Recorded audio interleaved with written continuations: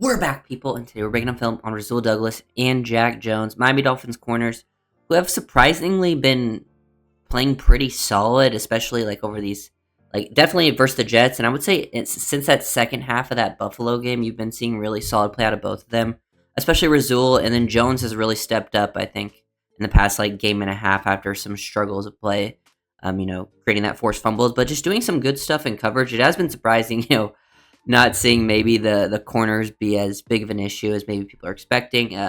Those guys getting playing time, still being relatively new to the team. It's just, those young corners all got hurt. They were kind of thrust into it. I think, they've definitely played mostly above expectations. So it's nice to see. And they're playing physical too. I think they've been playing, as more of the like toughness out there, at least willing tackling, and hopefully with more disciplined play, because I think the play looked just more disciplined overall, especially from Jack Jones. 'Cause I think that was one of his biggest issues sort of in the first couple of weeks. It's just like a lack of discipline. It seems like he's starting to show a better understanding, making some like smart plays, which is good.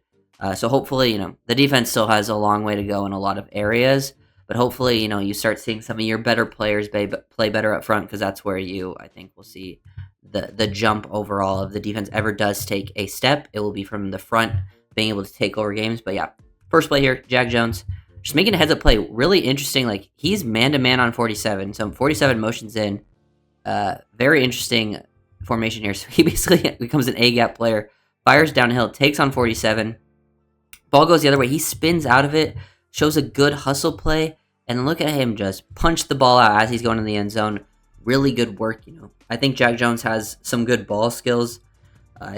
Something that I kind of expected from him. Maybe force a fumble or two throughout the season, because sometimes that's players that have ball skills. Getting interceptions. Some of them also have that ability to kind of like punch that ball out. I think Jack Jones kind of been a player like that in the past. So seeing that type of play, very huge play in the game.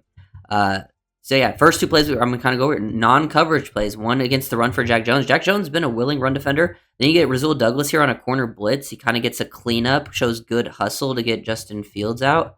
Doesn't make like the initial pressure or anything, but he sticks with it. I think Rasul Douglas has been a quality tackler, playing with a pretty good energy, pretty good toughness. Jones and Douglas, if they had to play man, they'll get beat every once in a while. I'm not expecting them to be shut down man corners, but they've been making some plays, and you got to give them that credit. Here, Rasul Douglas does a really good job. This is like a third and long situation. And before this, Dolphins are running quads down the red zone. So he's in quarters. He's playing quarters technique. Before this, Garrett Wilson was aligned very similarly, and Garrett Wilson ran like a deep out at about the same depth. But this time you can tell like Rasul Douglas has outside leverage, and he's anticipating a break here. Like he knew, what happened last time, but you could tell like he is showing route recognition and expecting a break to the inside this time. He knows he has outside leverage, so if he does break to the outside, he's at least, might be able to recover there. So he starts cheating. Great feel, and then jumps this. Almost actually comes away with the interception. I do think Douglas has been playing with definite good route anticipation, and those are, traits I really value when looking at some corner play. And not something like it's something Douglas has definitely done in the past, but I don't think last year it was on film as much. So it's nice to see that it is here this year, at least early on. And then here's like a rally, third and long situation. Garrett Wilson runs like this underneath drag. The Dolphins do a very interesting coverage rotation here that ends up happening. Like they're going into a Tampa 2, and Rasul Douglas is playing as like a hook, which is interesting. And he's trying to communicate this underneath. Look at him fly downhill. Jack Jones also comes downhill, and they both rally to make that tackle, limit the yak. That's something, the Dolphins have struggled limiting yak, but I don't think those two have been the culprits behind that. I think it's, mostly been like some linebackers, maybe some safety play, missing tackles in the middle. Not getting attacked too much on the outside. Leveraging route concepts, like here you can see them leveraging smash Dolphins in cover 2, Tampa 2. You can't see the safety, there's one over here. And they're just leveraging the route. So you got the underneath defender with the corner right behind it. Same thing, same concept to both sides. And the corners are actually doing their job in a spot where you are playing deep enough where you can take away the corner, but you can rally underneath and close, playing more of a top-down result. And I think that something the Dolphins didn't play with great leverage and understanding of route concepts, especially in week 1. And I was really worried about the corner group, and it wasn't perfect in week 2 either. But I do think over these past 2 weeks, that specific scenario, like understanding of like where you're supposed to be in zone, your depth and stuff, has been cleaner, and I think Jones and Douglas have played a part in that. So, just something to keep an eye on. Like here's Jones doing it again at the bottom of the screen. Get hands on. You don't want to give the guy an outside release, but he does at least slow him down enough. He gets his eyes back to the quarterback and then finds number 2 playing as a flat defender. That would be potentially taken away. You got Douglas at the top, ready to break on those dig routes. They're fighting. They're playing with, they're not allowing separation when they're guys are either in man or they're like zone matched up, doing stuff like that.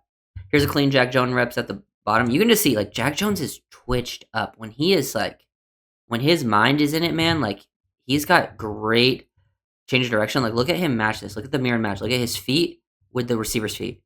Absolutely mirror matching and ready to break on like a deep comeback. Douglas gets turned around at the top, probably would have, gotten slightly beat there on some separation. But watch Jones, they end up, that route doesn't get thrown to him, but they throw it downhill. And this is right before halftime, so this is important to note. Right before halftime, and Jones understands the situation. It doesn't end up working out, but he understands the situation to rally down, find where the sideline is, and he sees the running back trying to get out of bounds, and he tries to hit him backwards. And after this, he goes to the ref like to wind the clock.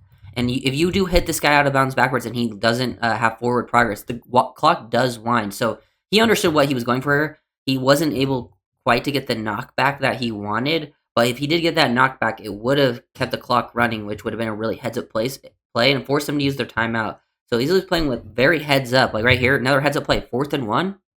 How many times do you see where like they do like this play action and the running back just goes out lead into the flat and, the Jack Jones is man-to-man on Lazard. Lazard, once he identifies Lazard goes into block, look at him replace this and take the running back going out in the flat. That's a super heads-up play that you see corners don't make over and over and over again. Like you could go to just this past weekend, go to other games, and you'll see this pass get completed for multiple touchdowns, multiple big plays. And Jack Jones makes a big play because he takes away the initial option.